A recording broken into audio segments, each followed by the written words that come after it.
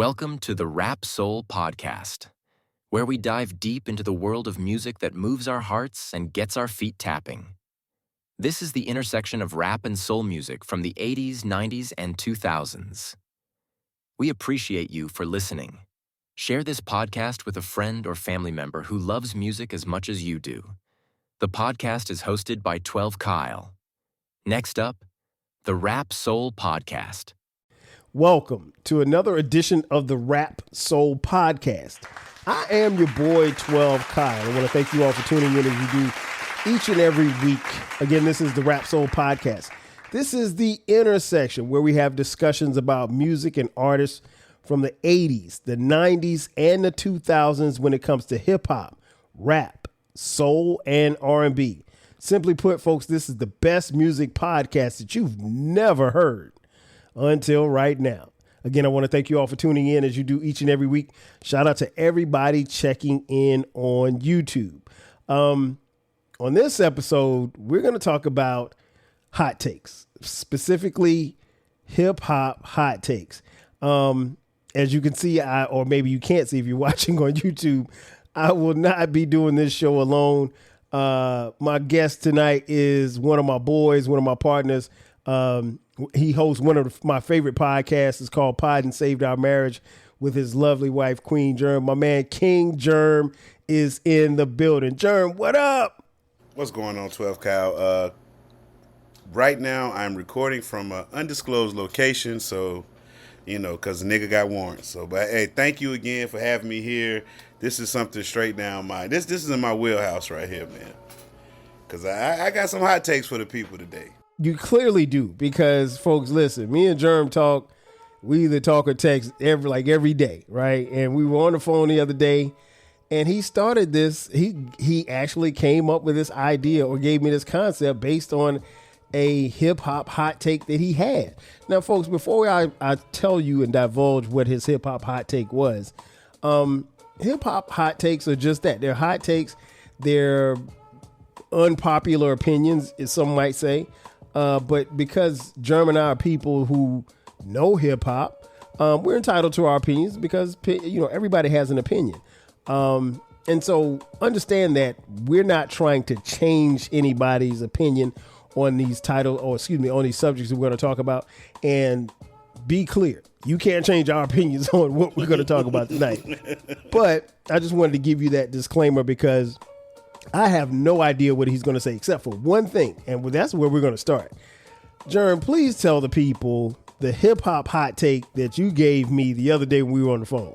Okay, I want y'all to understand that I was born in the South. I've resided in the South over 46, 47 years, actually. Mm-hmm. And I'm a big fan of Southern hip-hop. I understand that we have our legends and the people that, the forefathers. And one of the forefathers of Southern hip-hop is Brad Jordan, a.k.a. Scarface. And my hot take about Scarface is he's a legend, but he's overrated. I'm just going to be honest with y'all. Scarface is the rapper.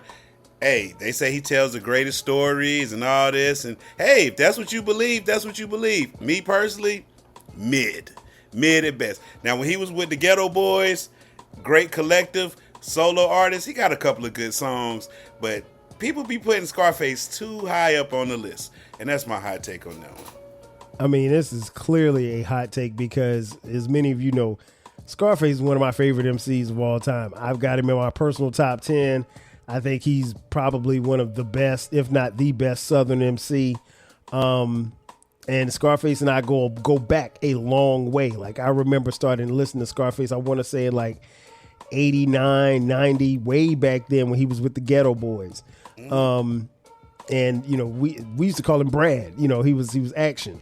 And so that's what I remember. And for this man who, again, King Jerm has been on the Rap Soul Podcast. He's been on the flagship station, the 12 Kyle Podcast. I think, if I'm not mistaken, Jerm, didn't we do an episode about Southern rappers? Yeah, we did. Yeah, okay. So we did an episode. We've done several episodes before, and I've heard, and I know that he is a son of the South. He's from North Carolina. I'm from South Carolina. He currently lives in Florida. I live in Atlanta. So we're in the South. I mean, if he was from Brooklyn, I wouldn't let him slide, but but given the fact that he's from the South, he's okay. So let me go back to what you said. You said Scarface is mid. Why do you think he's mid? It's just he's not on the level that we put him on that pedestal that we put Scarface. When everybody from the South talk about their legendary rappers, everybody mentions Scarface, and I'm like, I get why, because he was one of the first. But let's be honest, talent wise, he's not better than T.I. He's not better than Bun B. He might not even be the best Ghetto Boy. Willie D might be the best rapping Ghetto Boy if we're gonna be honest about it. I mean, if I'm rating the Ghetto Boys, I got Scarface third, maybe. You know what I'm saying? Jerm, how can you have him third behind Bushwick Bill when he wrote Bill's verses? I didn't say he was. I got Killer Mike ahead of him. I mean, not Killer Big Mike. I'm sorry. And he was a transient Ghetto Boy, but still, I'm just saying. Let's be honest. Scarface is a legend. I'm not taking nothing away from him. That song "Mary," love it. Like that song with him and Tupac. That was like the one that clout chasing. Let's go ahead and call it what it is. You mean Smile? Yes. How is that cloud chasing? They asked him to be on the record. It wasn't like he sought out to be on the Tupac record. I mean, it was the timing of it. You know what I'm saying? Pac being deceased, and that kind of, put Scarface into another. It catapulted him a little bit. He gave him a little more. He wasn't supposed to get there. Let's just go ahead and put it where it is. I mean, I get it. If Pac was alive, I might have felt a little better with it. But Pac being dead, I was just like, I don't like it. I don't like it. Okay. All right, well, that's one of his hip-hop takes. I will offer a hip-hop take. Let's hear it. And this is very unpopular, but, it doesn't really matter to me one way or the other. New York rappers, or New York as a whole, it's over for y'all. Hey. New York will never be on top of hip-hop again. Ever.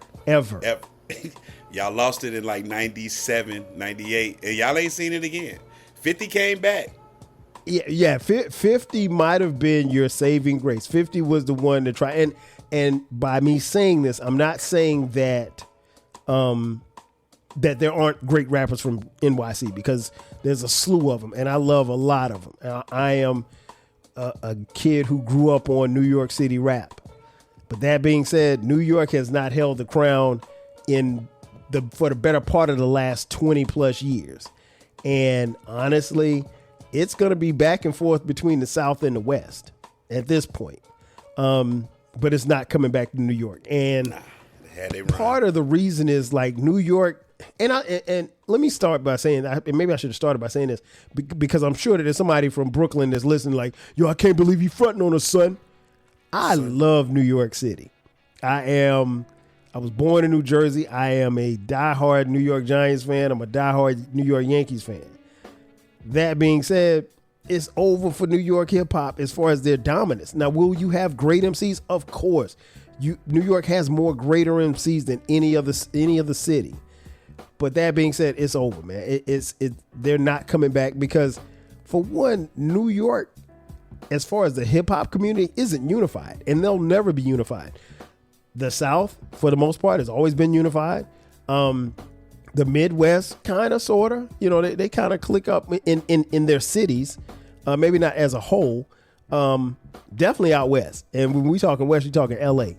LA's, they may hate each other in each other's sets and stuff like that, but listen, if it's them against everybody else, LA's gonna stick together. We've seen that live with this latest run that Kendrick Lamar has been on. But yeah, it's over for New York. Sorry. As far as New York, they have an identity problem. Like the New York sound is just played out, and when they tried to redo their sound, they just started copying the Chicago drill, the English grime scene, and they created this new rap. But when they do the old school rap, it just sounds so dated. So I just think New York has an identity issue, because once Fat Joe and all them came down south and Nori, and they got the southern beats and stuff, and they took that back up there, it really confused things, because the same guys y'all used to talk about, those country slow bammers, now y'all making music that sound just like it. Like when A$AP Rocky came out, you couldn't tell me he was from Houston.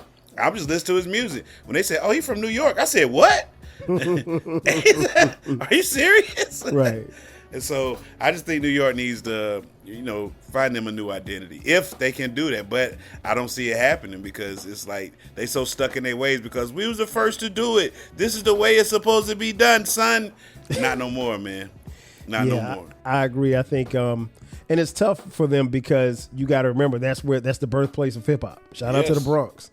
That's where it all got started. And for so long, New York not only had a reign on rap and then subsequently hip hop, but they weren't letting anybody else in. Mm-hmm. So, if you were from below DC, you were in the South.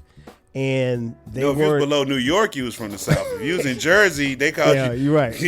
Yeah, New York they didn't particularly care for Philly either. Yes, so, so if you wasn't from New York, they really wouldn't give you no shine. But yeah, my message to New York, it's over. It's a wrap. You can keep trying. I would definitely tell you to keep trying, but as far as you getting dominant and being back on top of hip hop is done for. What else you got, Jerm? Another hip hop hot take. Since we in New York, I'm gonna go ahead and keep it there. Fabulous should do an album of all features. That means that he should be a feature on his own album. So you don't do 3 verses, Fab. You just come in, you let somebody else do something. You just come in and give us 1/16. And I think that would be a quality Fab album because let's be honest, Fabulous, Busta Rhymes, nobody want to hear y'all rap 3 verses. 1 verse, I'm in. 2, 3 verses, you know what? You're losing me there, buddy. So idea for y'all. If I was y'all A&R, I was like, hey, let's do a concept album. We're going to do features on 16 or 13 songs. You're going to be a feature artist on your own album, and I bet you it'll be a better album than what he's doing right now. Yeah, man. I like Fabulous. I've always liked Fabulous, but Fabulous, I think, suffers from, that what I call the mixtape syndrome, where he had really dope songs on mixtapes, or at least he had dope verses on mixtapes.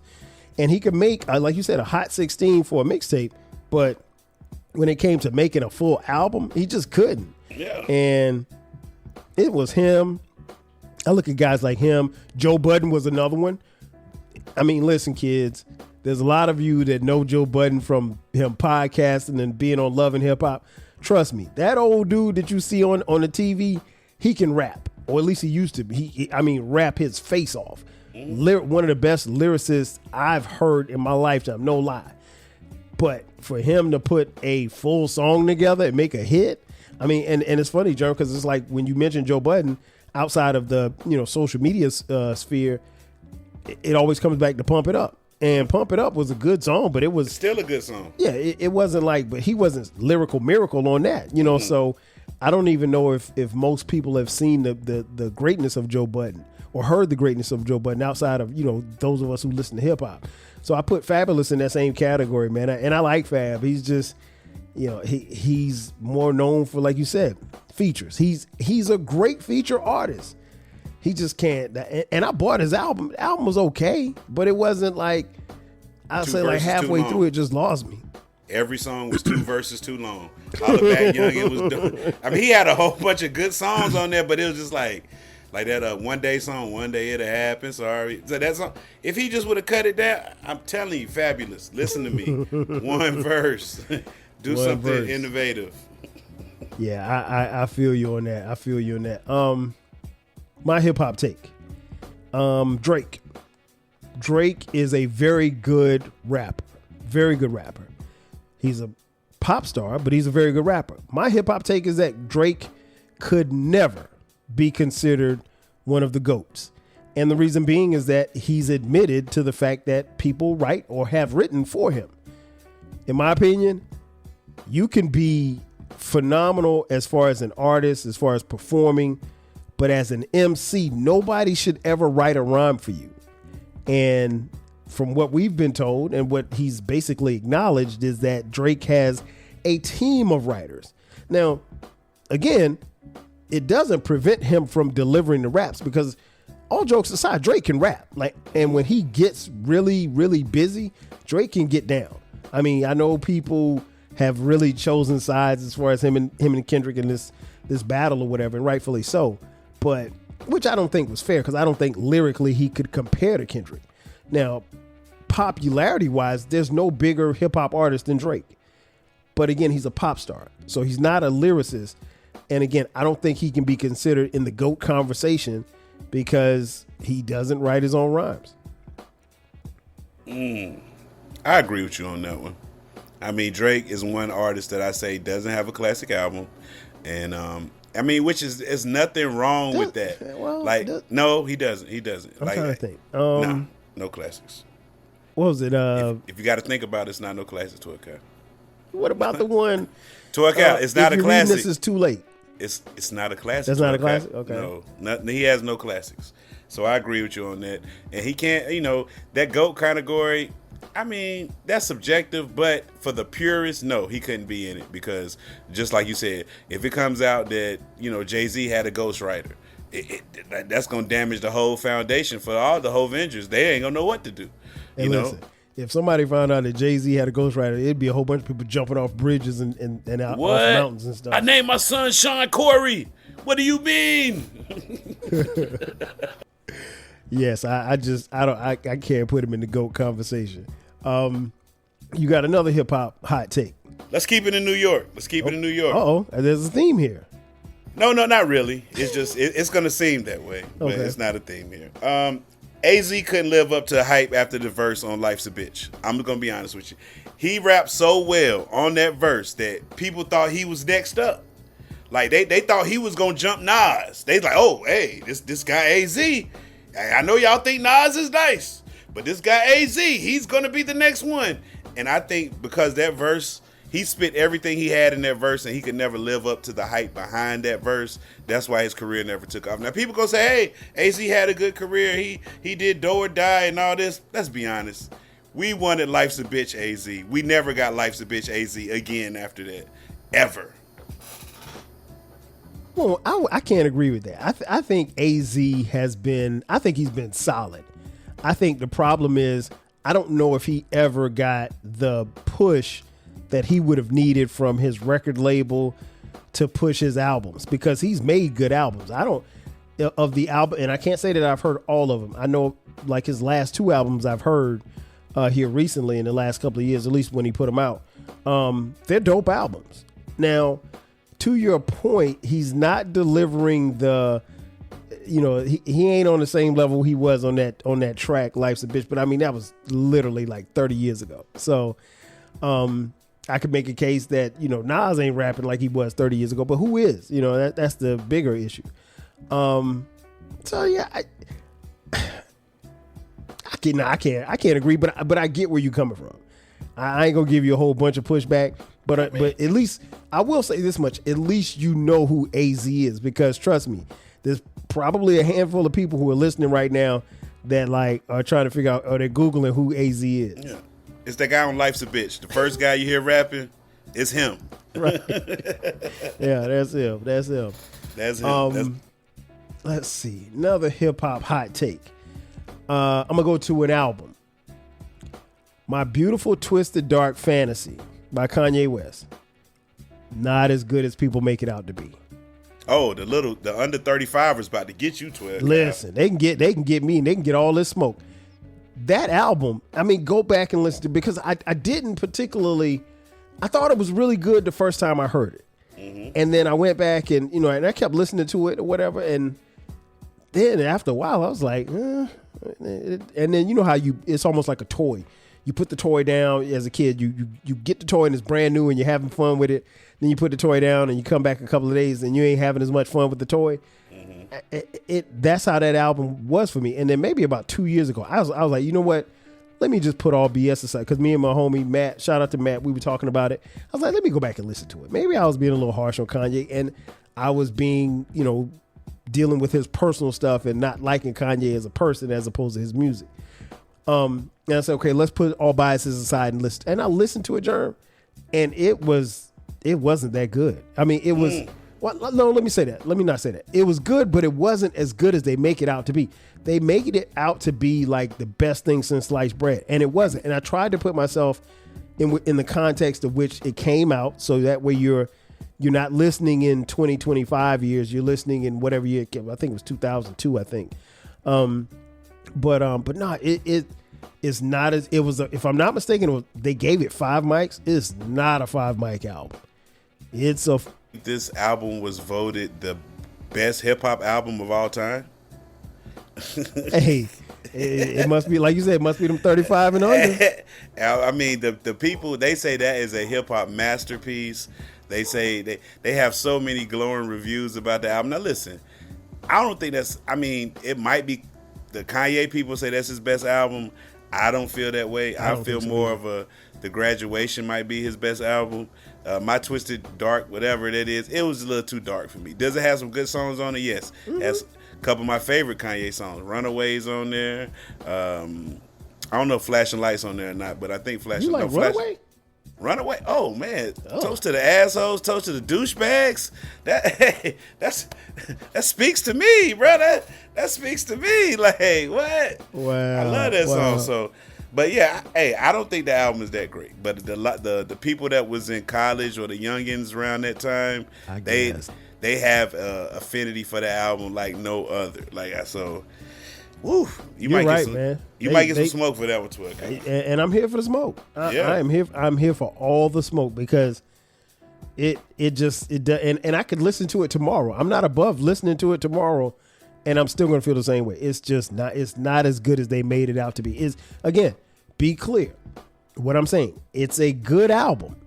It's not as good as they made it out to be. Yeah. Again, if you say something's a 5 mic album, in my opinion, when someone listens to it, there should not be any questions. Or it may be a question of, well, I don't know, maybe it's not, maybe this song, maybe that song, what have you.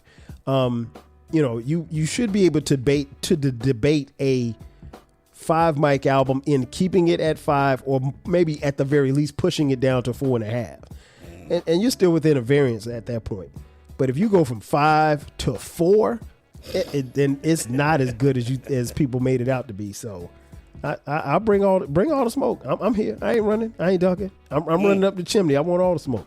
Hey, you heard him. What else you got? I got one right here. All right. Joe Budden is probably the worst thing that ever had. Excuse me. Joe Budden is probably the worst thing that has happened to podcasting. Now hear me out. And it's not but what you think. I think this is my reason. Joe Budden he wasn't a successful rapper, but he's a successful podcaster. So people in the rap world feel like, well, I'm a bigger star than him. I can go over there and do what he's doing, not knowing that what Joe Budden is doing, he's actually good at podcasting, right? So they see this and they think, oh, I could do that. Another reason why Joe Budden's the worst thing having to podcasting. The way he does it, the success he has behind it. New podcasters see that and they like, well, I could do that if I want to have my setup look like Joe Budden. I want me and my friends to sit around and talk like Joe Budden, not knowing that it's really a method behind the man's madness. Then just the whole setup, the visual podcasting in the whole takes away from the audio experience and focus more on the setup. Who cares about your design or your show if your show is trash? So Joe Budden is the worst thing to ever happen to podcasting. And it's not because of him. It's just because he makes it look so easy because he's good at what he does that people think just because I was better at him and doing what I'm doing, I can go into that avenue and do it. Ain't that right, T.I.? Ain't that right? You know what I'm saying? It just doesn't work like that. You know what I'm saying? You actually have to put in the work to be good at it. And Joe Budden has done that. You know, Joe Budden, he was doing this show for years for free, not no money. You know what I'm saying? Y'all people come in the gate with $1 million sponsorships and y'all don't even want to keep up the show going. So listen, y'all leave Joe Budden alone when it comes to this pod. He knows what he's doing, all right? And stop trying to jump in this lane and trying to excel in it because he's having a nice lane, a big old lane over there in the hip hop world. So that's my hot take right there. You know what, man? I can't disagree. I never really thought about it like that, but you made some great points. And be clear, you're not hating on Joe Budden. No. You're saying that basically everybody's trying to copy what he's done and make it. And you're right. I mean, like, how many times have we seen said rapper or said rappers or said entertainers, go into podcasts? Podcasting isn't easy. And it may be a little bit easier for someone who is a solo podcaster like myself, where it's just me, you know. I mean, but if Joe's people on his podcast decide, well, hey, we don't contractually, we don't want to do it today, or we're not feeling you, or whatever the case may be. I mean, if they quit, he doesn't have a podcast. I mean, I'm sure Joe could get up there and talk by himself, but nobody wants to hear Joe talk for 3 hours, not by himself. And we saw what happened with, you know, his former co-host. And I don't know if I told you, Jerm, I tried to listen to their podcast. I listened to their podcast for about a month and a half. Man, listen, it almost put me to sleep. Hey, it was cakes. You had some B and C mic guys both trying to be A mics. Yeah. And then it was just like, so I'll be honest with you, I stopped listening. Once they broke up, I really don't listen to either show. Like, I see like clips from, Same. But I'm not gonna sit there. Cause one, Joe, but I'm not listening to no 4-hour show. Like you kiss my ass, bro. Like then you doing 2 shows, so you really think I'm gonna devote a whole work day, 8 hours, pretty much, to listen to your? Are you crazy? Yeah. So no, I'm not finna do it. So I'm with you too, man. I will catch those clips on YouTube, and if it's a heading that I like, I'll watch it. I could deal with Joe and his team for 8 to 10 minutes. That's cool. Yeah. But sitting and listening to a whole, and that's not to say that he's not good, because he is one of the best in the game. But you're right. He has indirectly inspired people to go out and think just because, you know, they can talk on a microphone and people want to, I mean, you have to be engaging. You have to have the right things to say. You have to have a purpose. You have to have so many things. And so I think for me, I've tapped into quite a few of those celebrity podcasts, and I was like, nah, this ain't gonna make it. Like you can almost tell, like it's not gonna make it. I remember, and this lady, I love this lady, our former first lady, Michelle Obama, or our first lady, Michelle Obama. She has a podcast now with her brother, but she had a solo podcast before, because she got this huge deal for Spotify. I think it might have been like 100 million or something like that. And so I was like, okay, let me check it out, because I'm genuinely interested in what she had to say. And with her, she's so busy, she couldn't keep it up. Like people, they get used to you and your schedule with podcasts. Jerm will tell you guys, if there's not a Pod and Saved Our Marriage episode on Friday, I'm on the jack. I'm calling him like, yo, man. What's going on, man? I'm like, hey, man, where the show? You know? He's like, yeah, 12, Kyle, I told you we weren't recording this. No, I don't want to hear that, man. You better put 5 minutes or something up there, because the thing is, people, I'm no different as a listener and a consumer.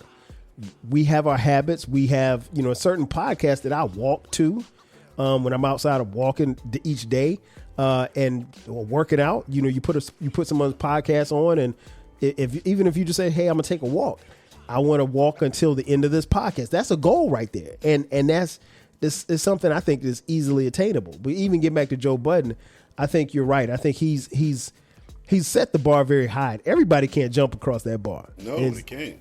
So y'all just be just understand that that's a very high bar to jump across. And I'm with Jerm. I don't listen because I don't have 4 hours for you. I just don't. Same for Drink Champs. I'll catch a Drink Champs clip, but I'm not about to. There's nobody's, and that's one of the reasons why you don't have a 3-hour 12 Kyle podcast or a 3-hour Rap Soul podcast. I ain't about to. I'm not gonna sit and listen to myself talk for 3 hours. So I know you don't want to hear me for 3 hours. No, I used to have a radio show, and I did that for 2 hours, and nonstop, no commercials, and that was a lot. And I was always surprised at how many people stayed with the show from start to finish, because the shows aren't designed for you to, you know, sit and listen like that. So, yeah, I'm with you on that one. Hip hop hot take. Actually, I don't think this is a hot take, but I got to say this for you people out there.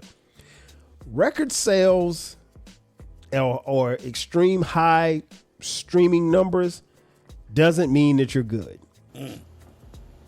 I think people have conflated the two. Just because you sell a bunch of records back in the day, or just because you have a billion streams, doesn't mean that your album is good or that you're good. You just got a lot of people tapping in. I don't know when it happened. I think I do know when it happened.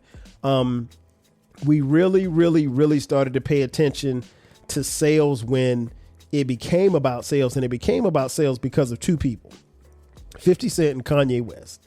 If you remember a few years back, Kanye West and 50 Cent had a duel. They were going head to head. They were going to drop their albums on the same day. And it was supposed to be like a loser get out of town type of thing where, whoever had the least amount of first week sales, because that's how your albums were measured, folks, based on what you sold in the first week. And they were going head to head and the loser was supposed to, really get out of Dodge because it was based on the fans. So they did the whole promo tour. They were on 106 and Park. They were on TRL. They were saying, hey, everybody go buy my album. And the albums dropped. And I want to say some of 50, I want to say 50's album got leaked maybe a day or two before the album actually dropped.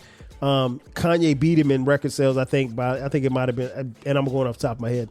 I didn't look it up. Like Kanye sold like 750,000, 50 sold like 650,000, something like that. It wasn't close, but still, they made it about sales. And so now a lot of times I'll hear or see, because I don't participate in these conversations, I'll see people going back and forth. Oh man, well Drake got 11 billion billion streams.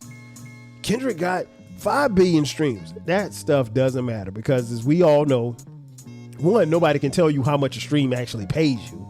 Two, you're not getting paid probably what you should be getting paid by people listening to your streams, as opposed to buying your physical copy of an album, how it was when me and Jerm was growing up. So no, sales did not equate to something being good because, like I tell people all the time, hey, Vanilla Ice sold way more than Rakim. Who's better? I don't recall what the Purple Tape did in the first week. I don't remember getting those numbers from SoundScan. Because it didn't matter. It didn't matter at all. Like it didn't matter. That was your death wish. Remember, if you went platinum back in the day, well, who's that? EPMD had a song called the Crossover. Crossover, yeah. Yeah, like that was like the worst thing that could happen to you was you go platinum. They were like, no, 1 million people like my album, no.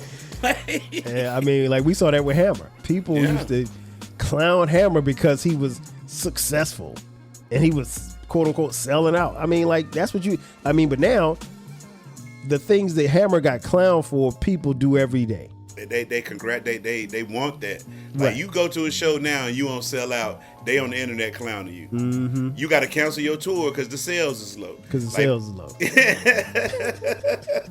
Yeah, man. I went in the store. He still got tapes on the shelf. What kind of man is that?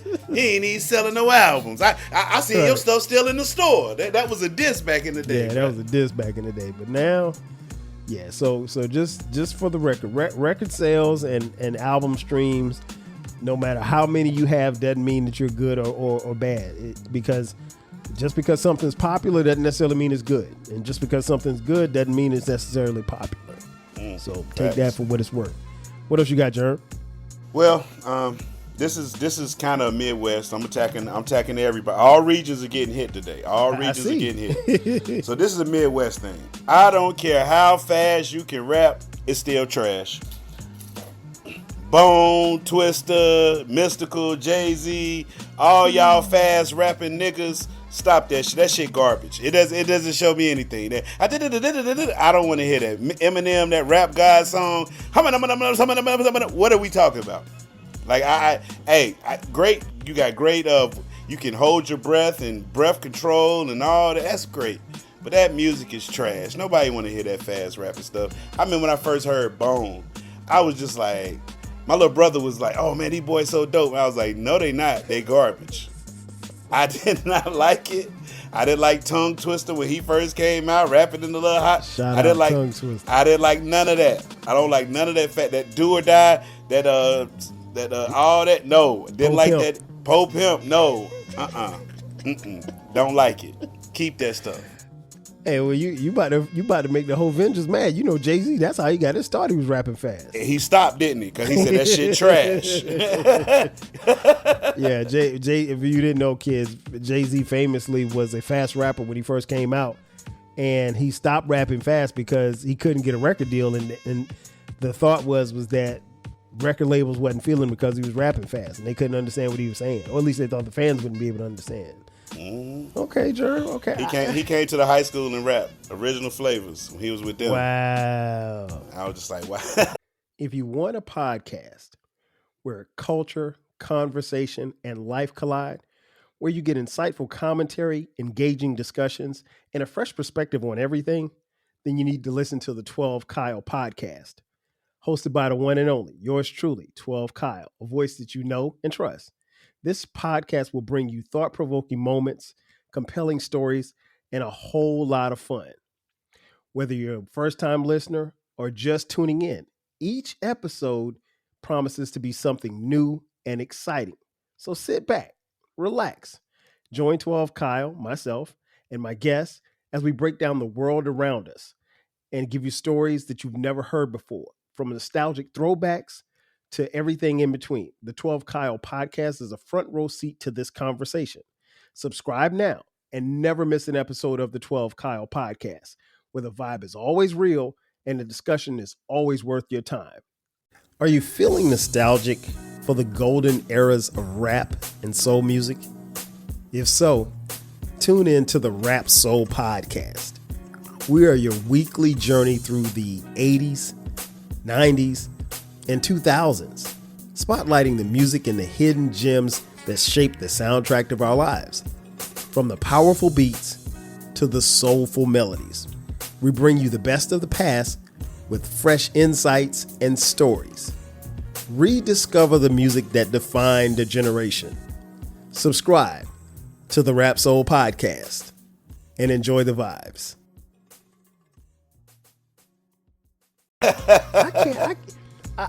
I'm in the middle on the fast rap. Like, if I can understand it, but I'm like you, a lot of it I don't understand, so I may just kind of vibe with the beat. Now that Busta Rhymes song, I know you know which one I'm talking about. Where he's again, Busta, what are we doing? Yeah, I ain't gonna disagree with you. I don't hate it, but it ain't on the top of my list. Let's see. This one's very important, I think. Hip hop hot take. If some rapper tells you that they didn't write their rhyme, like that they went into the booth and they spit it all off the dome, or they wrote their rhymes in their head, they are lying. Everybody says that they do that, and nobody does it. It was first brought to our attention that allegedly Biggie did it. But, many, many years after he passed, Method Man said when they performed the song, when they recorded the song, The What, he gave him a pad and a pen, and Biggie wrote the rhymes right there in front of him. Jay-Z famously said that that's how he learned how to rhyme, because he would be hustling and he would have like paper bags, and he would be on the corner and he didn't have time to write it down. So he'd take a piece of paper, take a pen and just write it on a brown paper bag. And he stuffed the pieces of paper bag in his pocket. That would be rhymes while he was on the corner. And he said eventually he just ran out of place to put the paper bags that he had stuffed in his pocket, or at least pieces of paper bag that he stuffed in his pocket. So he began to write the rhymes in his head. And then, so Jay-Z famously goes into the studio, he just sits in a chair and he rocks and he listens to the beat, and then he gets up after an hour or two and he's ready to rhyme. One take home. One take, yeah. Oh, listen, and everybody else that says that they do their song in one take, they're lying. I refuse to believe. Listen, and y'all know, if you've been following this podcast, I love Nas. He's one of my favorite MCs. I love Illmatic. It's one of my favorite albums. New York State of Mind sets the album off. I love that song. The song's incredible. DJ Premier, who produced the album, said that Nas did that in one take. I don't think he did. There's nothing that you can tell me, because Premier says that he pointed to Nas, and Nas, you can hear Nas, and Nas actually says this on the rhyme. He's like, I don't know how to start this. And then Premier points to him and he starts rapping. I refuse to believe that he wrote that whole rap and he did it one time and they never had to go back and overdub or punch in or punch out. So no, I'm not a believer in people saying that they wrote their rhymes in their head. Lil Wayne, the great Lil Wayne, Jerm, allegedly, he wrote. It sounds like it. Have you listened to his last album? I did not. It sounds like he doesn't write that down. So, and then Wayne's problem is this. Wayne said it himself. He didn't even know Kendrick and Drake was beefing. Wayne, you cannot be that far removed from the culture and still think you're going to rap. He said, only music I listen to is mine and my son's. I said, what? Wow. Wayne, and it sounds like it. The way you're rapping, you're not listening to nobody because somebody would have told you, like, that album, it was hard to get through. I mean, the first song, Welcome to the Carter, dope. The Cotton Candy song with 2 Chainz, aight. But the rest of it, trash. Wow. Garbage. And it's funny, I was telling my boy, shout out to Hove, my boy Hove. I was telling, Hove was a big... Jay-Z? Oh, wow. Hey, we just got to... We just got to... Oh, my God. No. Keep going to it, Kyle. Keep No, my homeboy Hove Dent. Okay. I should have. I knew I shouldn't have said that because this is the wrong one on this podcast. Anyway, my boy Hove, he's a huge Wayne fan, and he said it wasn't that bad. But I told Hove, I said no, and I know he's gonna listen to this and watch this episode. I was like, Hove, nobody, you're the only person that's given this thing. I said every writer that I've seen, every write up has given it a bad review. I was like, so it's not good. It can't be. I heard people are remixing the album, giving it new beats, because they saying Wayne produced a lot of the beats himself. Ooh. So I hear people is giving it new beats, and they're like, hey, man, with the new beats, it don't sound that bad. You know what I'm saying? But I'm like... Yeah, that and that's a sign. And like you said, Wayne probably... Well, I ain't gonna say probably. Wayne does a lot of drugs. So maybe that has something to do with why the album sounds the way that it does. I haven't listened, so I can't shit on the album that I never heard, but I'll just put it like this. Nobody that I've heard or listened to has said any other than Hove has said a good thing about that album. And I think that says a lot. So yeah, but back to my original hot take. If they said they didn't write it down, they're lying. Don't believe nobody that said that they wrote it down or if they did it in one take.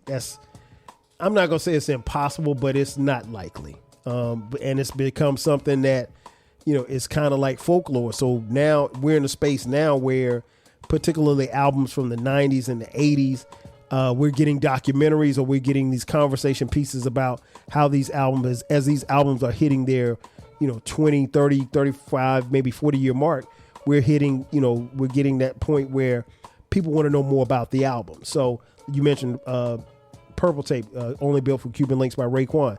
He has a documentary coming out. If Raekwon gets on that documentary and tells us that he did, strive for perfection in one take, I'm gonna be like, come on, Ray, come on, man, because nobody was doing that back then. We didn't have the technology to just do that, and for you to do it in one take, that means that you basically were perfect. So what we hear on the album is what you did that day. I don't believe that. Now 12 Count, I will give some kind of credence because sometimes you can listen to music now and you can hear stuff in the background like people talking, right, and stuff like that. So, hey, some of these guys might not be like I'm gonna be honest. The Wu, they might have did it in one take because the situations they were working under, they probably like, look, we got to get this done now. We don't know where Old Dirty is, but we got to get this song done now. You know what I'm saying? So it's a possibility. It's a possibility, but I doubt it. I think, like I said, they didn't have the technology that we have now. So I think they probably, and they were younger and moving around the city and stuff like that. So no, you ain't have everybody in the session. No, it wasn't done in one take. What other hip hop hot take you got? All right, man. Just gonna ruffle a couple feathers right here. But let's be honest. Outside of a few acts, California rappers, mid. I'm gonna be honest. I'm just outside of a few acts, and when I say a few, I'm talking like a handful. I'm talking like your Kendricks, your Games, your Snoop Dogs. Then is the drop off. All them other. I was listening to y'all show y'all did last week when y'all was naming all the 50 LA rappers. Mm-hmm. I said, wow, I didn't even know there was 50 rappers in LA. But some of them guys y'all were naming, come on, bro. Let's be honest. G Perico and all these. I haven't heard his music. but just his name doesn't sound like a winner to me. So West Coast music has this little bop to it. Sometimes it don't bother you, sometimes it does. Like in that song, East Side of song, Stay Gangstered Up, like that little doom, doom, doom, doom, doom, doom, doom. They thought it's like this little beat. Sometimes it works, sometimes it don't work. So, I forgot about Nipsey. Nipsey, one of the good ones. I became a Nipsey fan. I was about to say. In 2025, it took a long time, but I became a Nipsey fan. Why did it take you so long? Because I'm one of those people. When the hype train is going, I gotta stay away because people hype things up so much that if it don't live up to the expectations, I'm just gonna dog shit on it, right? So I knew about Nipsey before his passing away and everything, but I wasn't, one of his music fans. And then I didn't want to become one of his fans just because he passed away. So I kind of let that subside a little bit, and then I started listening to the artist, and I was like, okay. I see what Nipsey was doing. I see why people liked him. You know what I'm saying? So I became a Nipsey fan just this year in 2025. Wow. So that's funny to me because I remember we were in a group chat. And we were in a group chat and I forgot the name of the podcast we were in the group chat for. It was Mansa Ray and and that crew. But when Victory Lap came out, they did a whole episode on Victory Lap. And I remember we were in a group chat. We was like, okay, we got to listen to this. And I went and listened to it. I was like, I tried to listen gassing this. I tried to listen. I just couldn't get into it because he had. Because I hate on Cali rappers. I hate on them because it's just clearly it's the sound. It's a lot. It's a lot. It's something I have to deal with. You know what I'm saying? So I was late to the party on Nipsey, and I forgot about him. So that could be a hot take right there. Yeah, that's definitely a hot take. I as you guys know, I've already done a couple of episodes. I am a huge fan of California rappers, West Coast, particularly 80s and 90s. I mean, now I can listen to some of it now, but 80s and 90s, and part of it was because where I grew up in Florence, South Carolina, I could get my hands on that music like it was nothing. Like I couldn't get a Run DMC tape, but I could get a King T tape with no problem. And geographically, I'm way further away from LA than I was to New York City. But it was just like that as far as, and this was before the internet. But so I grew up on, King T, Ice-T, and then subsequently Ice Cube, NWA. Those were my guys, and that's where I flocked. So I have a definitely affinity for the music. I love the bop. It does have a bop. LA, it's got a bop to it. Most of them have a bop to it because it's heavy. It's based on the boom in the car and your speakers, and it's got a little swing to it. But no, I'm gonna let you stand on that because I'm just saying it's I have Uncle a hard Dolomite time. From the Too Much Game podcast, BTG, our boy Baylor the Great from BTG for President. They gonna call you. I'm sure I'm gonna get a phone call about. Yeah, you gonna get a phone. You might. Hey, you know what? They might call you together.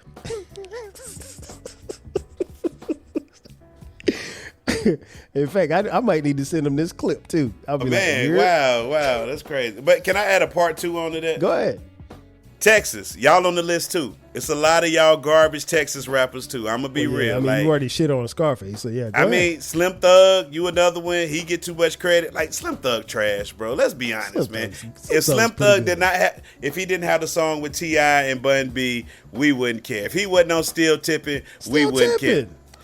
Hey, he had to be on there with somebody else. If he was on the song by himself, we wouldn't care because we know Slim Thug didn't have the best verse in that song. Wait a minute, hold up. It was just him by himself on Still Tipping, right? Still Tipping was him, Mike Jones, and Paul Wall. Yeah, okay.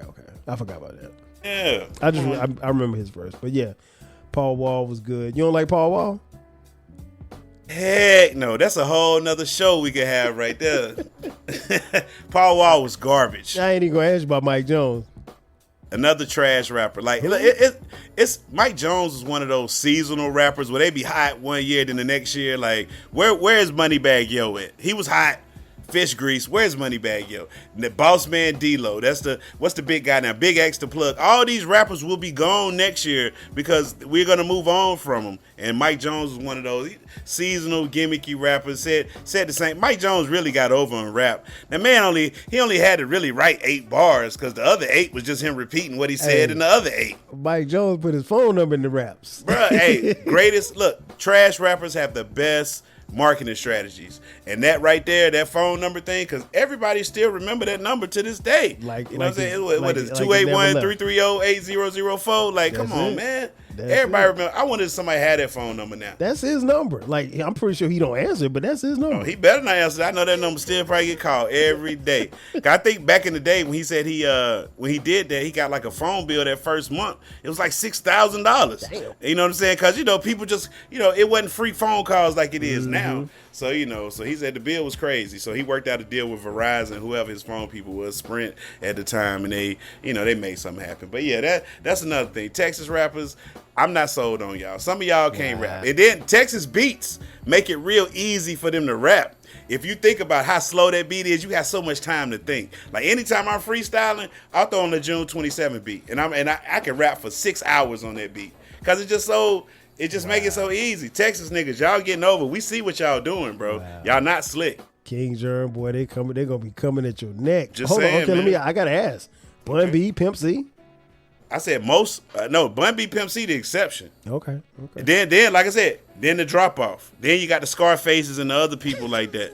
The Big Pokies. I dare you. The Big Pokies and the Kikis and all them other chameleonaires and all a bunch of.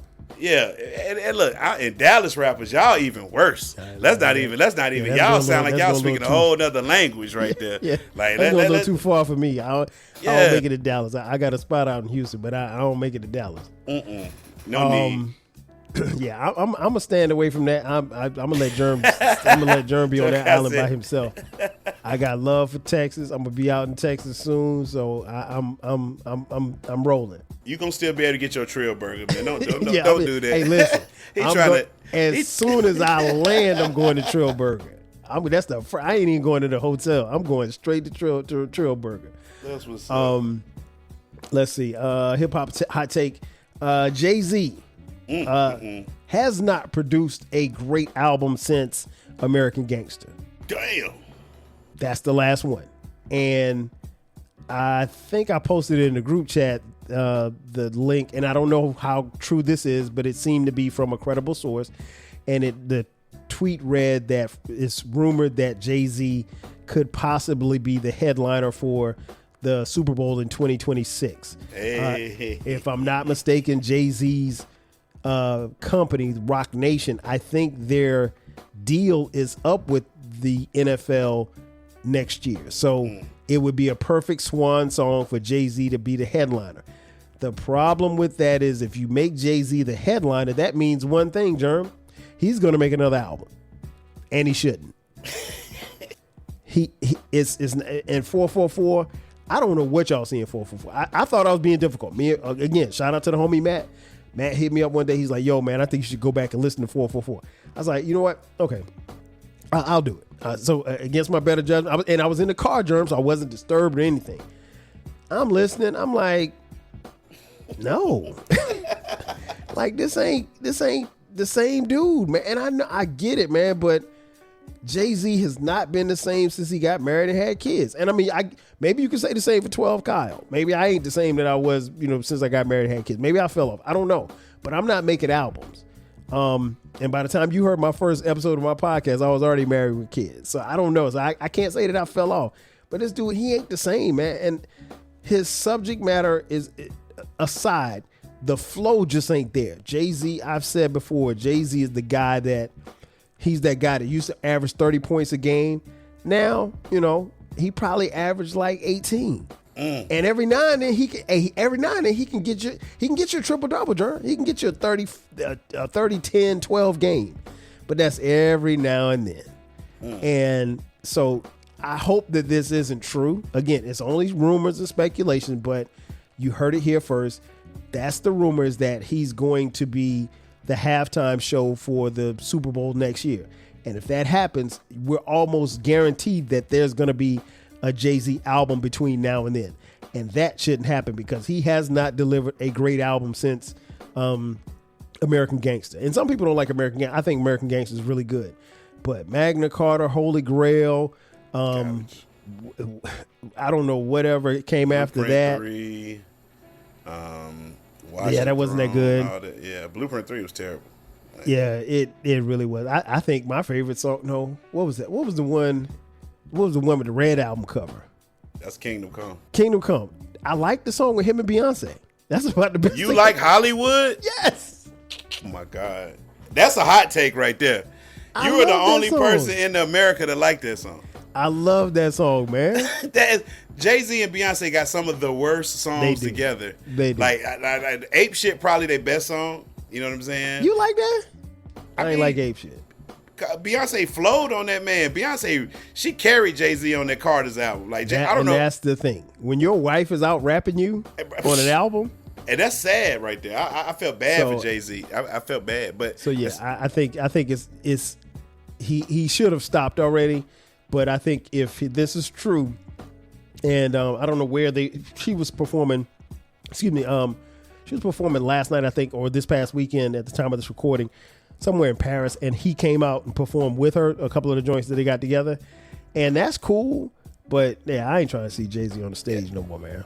Yeah, Jay-Z is definitely a side item now. He's not the main guy no more. You're Beyonce's husband now. You know what I'm saying? You just need to play that role. Now with Jay-Z, as far as career-wise, I would equate him to The Undertaker. And what I mean by that, how The Undertaker first started out, he was, mean Mark Hallis. Then he evolved into The Undertaker. Then he evolved into the American Badass. Then he just kept evolving into another character to keep him relevant, to keep him around wrestling, for all these years. And, he'll pop out for WrestleMania. He might not do nothing all year long. He'll pop out for a wrestling. It's just Jay-Z and Mankind, and The Undertaker is like the same. And like I said, I feel the same way. I listen to old Hov. I would not listen to any new Jay-Z. I would listen to a couple of songs off of 444, like Family Feud and Bam. You know what I'm saying? That's about, But I just feel like Jay-Z spent too much of his career making us feel bad about being broke to all of a sudden turn around and be, you need to invest and buy artwork and love your family. No, Jay-Z, that ain't what you told me. No, I need to sell dope. That's what I need to do. That's what you told me. That ain't what you told. You told me a whole bunch of, now all of a sudden you just want to flip the script and start getting grown up telling me to buy artwork and invest in Dumbledore and love my wife and But you know why, Jerm? Why? Because Hov did that. So hopefully you won't have to go through that. I get that, but I want to go through that. So I agree with you on that, man. Okay. What other hip hop hot take you got? This is my last hot take. Okay. My last hot take. This one gonna hurt. This one gonna hurt, but it has to be said. Okay. Mm-hmm. Now let me preface this by my favorite rap group, hip hop musical group of all time is Outkast, right? Okay. Of all time is Outkast. And I love these guys. I love them so much that I would not even listen to them when they're not rapping together. You know what I'm saying? But I got to say, Andre 3000 has been dropping verses, he ain't rapped in a while. But when he does to pop out, everybody's happy. Everybody's like, Andre's spitting. And I'm going to be real with you. Andre not spitting. We just happy to hear that nigga rap. We just happy to hear him rap. Like, listen, we love Andre so much that when we hear him say anything, like that song he did on 16's Not Enough, he said, pat, pat, pat, pat, pat, pat, pat, pat, pat. What the fuck are we talking about, Andre? Like, go back and listen to some of Andre verses, he be bullshitting. But we just let it slide because it's Andre 3K. But I'm here to say, Andre, if your heart not in it, I'm going to need you to just put up the microphone. Go pick your flute up. Keep playing it. Go be happy. But do not get back in this game if you're not gonna spit like how you used to spit. All right? I'm one of those listeners that'll be honest. If my favorite's bullshitting, I'm gonna call him out. Andre, you've been bullshitting for a while. Let's get back. Let's either stop it, either don't quit playing with him, Andre. I unequivocally disagree. Of course you do. Love Andre 3000. Love Outkast. I love him too. Okay, but what about the Donda song? All that. Listen. Jerm, he killed that. Now, come on, Jerm. With Kanye. on that Kanye album that nobody heard? Well, I ain't listened to. I just listened to that one song. No. Listen, again, it was good to hear Andre rapping. I listen, I'm with you. I'm just happy to hear him rapping. But when I sit there and I compare it to how Andre rap, nah, bro. This ain't this. Who is this man right here? Like, you bullshitting, Andre.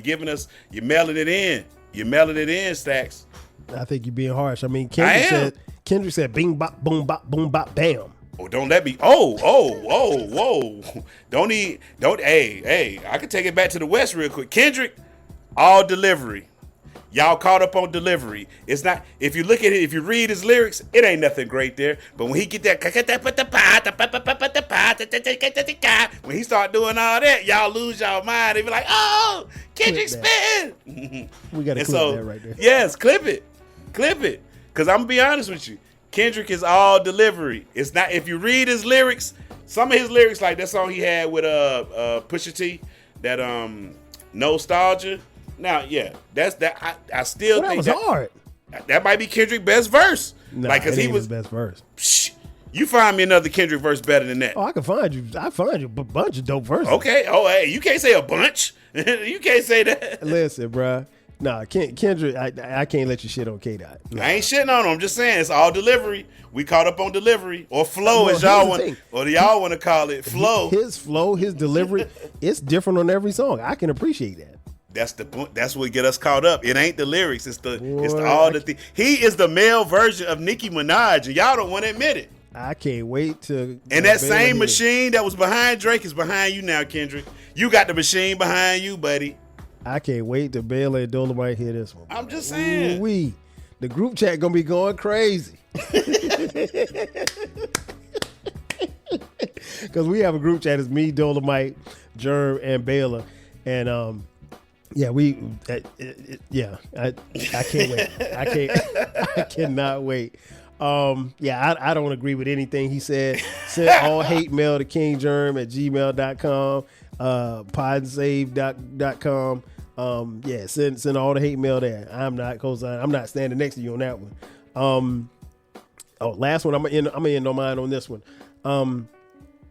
A lot of rappers had the idea, which started out as a good idea, to make a double CD. In most cases, it wasn't a good idea. In my opinion, not only was it a bad idea, but the albums did not measure up to what you think would have been on a great double album. My opinion, hip hop hot take, the best double CD ever made, 8 Ball, Lost. If you don't believe me, go listen. It's better than Jay-Z's double album. It's better than Biggie's double album. It's better than Tupac's double album. It's better than Nas's double album. It's better than Jazzy Jeff and the Fresh Prince's double album. That album is cold from start to finish. It's got a bunch of features on it, so I'm not big on features. But outside of the features, it ain't a lot that I can say bad about it. It is a legit 4.5 mic album. 8 Ball is rapping his fat ass off.